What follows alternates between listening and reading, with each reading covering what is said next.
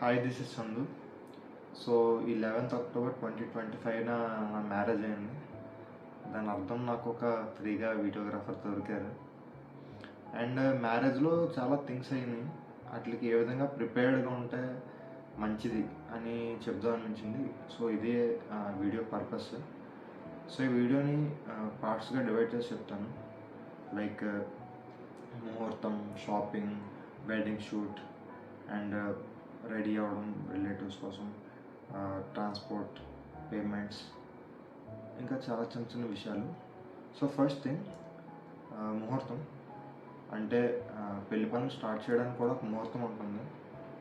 అది 11th marriage and September 24th పెళ్లి పనులు స్టార్ట్ చేయొచ్చు అని చెప్పారు. సో ఒక 18 days అంతా ఉండింది. అదే ఇంకా ఎక్కువ ఉండేలా ప్లాన్ చేసుకోగలిగితే అప్పుడు పనులు అనేవి చాలా ఈజీగా అవుతాయి. సో ముహూర్తం ఇన్ కేస్ పాసిబిలిటీ ఉంటే అర్లీగా ప్లాన్ చేసుకోండి. అండ్ నెక్స్ట్ షాపింగ్లో ఫస్ట్ బంగారం. సో ఇప్పుడు బంగారం రేట్ ఫ్లక్చువేట్ అవుతూ ఉంటుంది బాగా.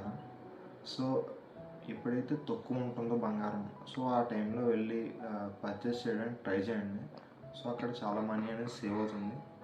అండ్ నెక్స్ట్ బట్టల షాపింగ్కి వెళ్ళే ముందు మనం పెళ్ళికొడుకు కానీ పెళ్ళికూతురు కానీ మనకి వెడ్డింగ్ డ్రెస్సెస్ అని నార్మల్గా గూగుల్ సెర్చ్ చేసి ఒక టైప్ ఆఫ్ డ్రెస్సెస్ని మైండ్లో పెట్టుకొని, అండ్ షూట్ కూడా ఒక టైప్ ఆఫ్ డ్రెస్సెస్ని మైండ్లో పెట్టుకొని షాపింగ్కి వెళ్తే షాపింగ్ చాలా ఈజీగా అవుతుంది.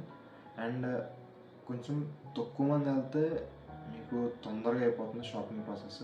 నా కేసులో ఏంటంటే కొంచెం ఎక్కువ మంది వెళ్ళినప్పుడు మనం ఫైనల్గా తీసుకున్న ప్రోడక్ట్ అనేది మంచిదే వస్తుంది, బట్ చాలా కన్ఫ్యూజన్ అండ్ చాలా టైం టేకింగ్.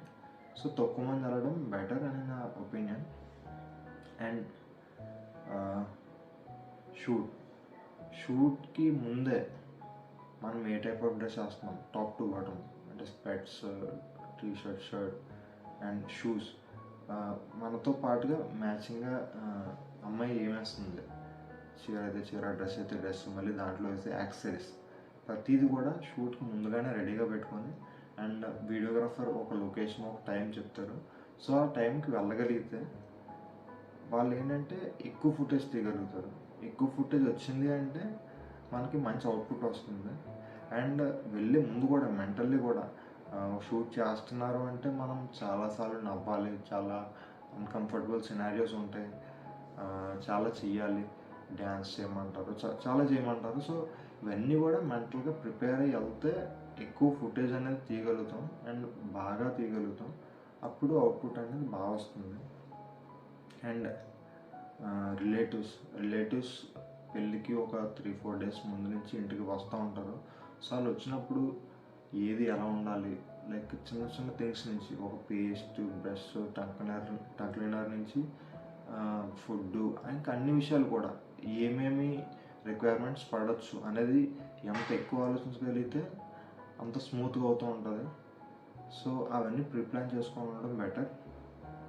అండ్ మనకి రిలేటివ్స్ అంటే బస్ స్టాండ్ నుంచో లేదంటే రైల్వే స్టేషన్ నుంచో మన ఇంటికి ఏ విధంగా వస్తారు, అండ్ ఇంటి నుంచి ఇన్ కేస్ ఫంక్షన్ హాల్లో మ్యారేజ్ అయితే అక్కడికి జనాలు ఎలా వెళ్తారు.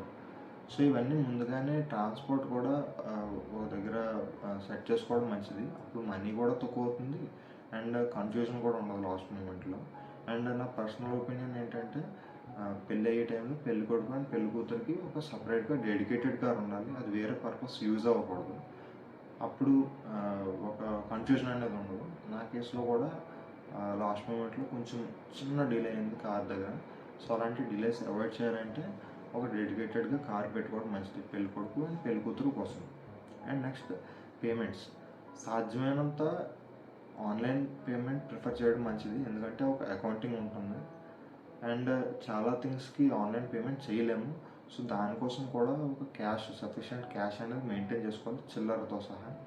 అండ్ ఎవరైతే కొంచెం బాగా అకౌంట్ చేయగలరో, ఏ టైంకి ఎంత ఖర్చు అవుతుంది, ఎంత ఉంటుంది అనేది ఒక ఐడియా ఉంచుకోగలరో వాళ్ళకి ఈ అకౌంటింగ్ అనేది ఇవ్వడం మంచిది.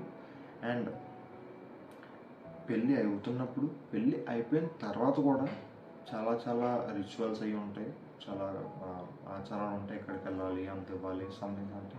సో ఆ టైంలో కూడా చాలా మనీ అనేది అవుతుంటుంది. అంటే పెళ్ళి వరకే కాదు, పెళ్ళి తర్వాత కూడా మనీ అవుతుంది. So at any point of time పెళ్ళి ఉన్నప్పుడు ఒక 1 lakh అనేది ఎక్స్ట్రాగా మన దగ్గర ఒక సోర్స్ రెడీగా ఉండడం చాలా చాలా సేఫర్ సైడ్లో ఉంచుతుంది మనల్ని. అండ్ ఇవన్నీ జరిగిన తర్వాత కూడా మన చేతిలో చాలా థింగ్స్ మన కంట్రోల్లో ఉండవు. లైక్ మ్యారేజ్ రోజు ఇన్కేస్ వర్షం పడితే, అండ్ మ్యారేజ్కి వచ్చిన వాళ్ళు సేఫ్గా రావడం అండ్ సేఫ్గా రిటర్న్ వాళ్ళ ఇంటికి వెళ్ళడం, అవి మన చేతిలో లేనివి. సో నా నమ్మకం ఏంటంటే మన ఇష్టదైవం ఎవరైతే ఉంటారో వాళ్ళని మనస్ఫూర్తిగా నాకు ఇలా కావాలి, ఇది మీరే చేయాలని కోరుకోండి. డెఫినెట్లీ మీరు అనుకున్నట్టుగానే అంతా చాలా మంచిగా అవుతుంది. నా కేసులో కూడా అదే జరిగింది. అండ్ కొన్ని ఎక్స్ట్రా థింగ్స్ ఏంటంటే లైక్ మనకి హెల్దీ అయినప్పుడు ఎక్కడెక్కడ హెల్దీ అవుతుంది, ఎలా అవుతుంది, ఏ టైంకి హెల్దీ అవ్వాలి, అండ్ ఫోటోగ్రాఫర్స్ ఏ టైంకి మనకు రిక్వైర్మెంట్ ఉంటుంది, అండ్ లైక్ ఊరేగింపు డీజే కానీ ఉంటాయి, అవి ఏ టైమ్స్లో అవుతూ ఉంటాయి. అండ్ ఇదంతా కూడా ఒక బేసిక్ ఐడియా అనేది మనకు ఉంటే బెటర్. ఎందుకంటే రిలేటివ్స్ కూడా వచ్చి ఇది ఎప్పుడు అని అడుగుతారు. ఇన్ కేస్ మనం కూడా అది ముందుగా ఆలోచించుకోకపోతే అప్పుడు లాస్ట్ మూమెంట్లో చాలా కన్ఫ్యూజన్ అనేది క్రియేట్ అవుతుంది. సో ప్రతిదీ కూడా ఒక బేసిక్ ఐడియా ముందుగానే ఎన్ని ఆలోచించగలిగితే అన్నీ ఆలోచించి ఇంట్లో ఫ్యామిలీ వాళ్ళతో డిసైడ్ ఏది ఎలా చేయాలని, పెళ్ళి వచ్చే టైంకి ఇది ఎలా అవుతుందో నాకు తెలియదు అనే ఒక సినారీ పెట్టుకోకుండా ఉంటే పెళ్ళి అనేది చాలా స్మూత్గా అవుతుంది. అండ్ డెకరేషన్ విషయంలో వచ్చేసరికి లైక్ ఏది బడ్జెట్ ఫ్రెండ్లీ అండ్ ఏది బాగుంటుంది, ఇవన్నీ కూడా ముందుగా ఆలోచించుకొని, and in case wedding shoot చేసుకుంటే అది స్క్రీన్ వేస్తారో వేయరా, అండ్ ఫుడ్ విషయంలో ఏమేమి మెనూ ఉంటే బాగుంటుంది, ప్రతిదీ కూడా ముందుగానే ప్రీ ప్లాన్గా ఉండడం బెటర్. అండ్ ఫైనల్లీ ఏంటంటే ఈ వీడియో నా ఛానల్లో ఏమన్నా వీడియో పెడుతున్నాను అంటే దానికి ఒక పర్పస్ ఉండాలి, ఎవరికైనా సరే యూజ్ అవ్వాలి అనేదే నా ఇంటెంట్. సో మీ టైంని ఒక వర్త్ వైల్ చేశాను అనిపిస్తే, మీకు అంటే యూజ్ అయ్యేలా చేశాను అనిపిస్తే ఖచ్చితంగా ఒక లైక్ కొట్టండి. అండ్ ఎవరికైనా యూజ్ అవుతుంది అనుకుంటే వాళ్ళకి షేర్ చేయండి. అండ్ మర్చిపోకుండా సబ్స్క్రైబ్ కూడా చేయండి. Thank you.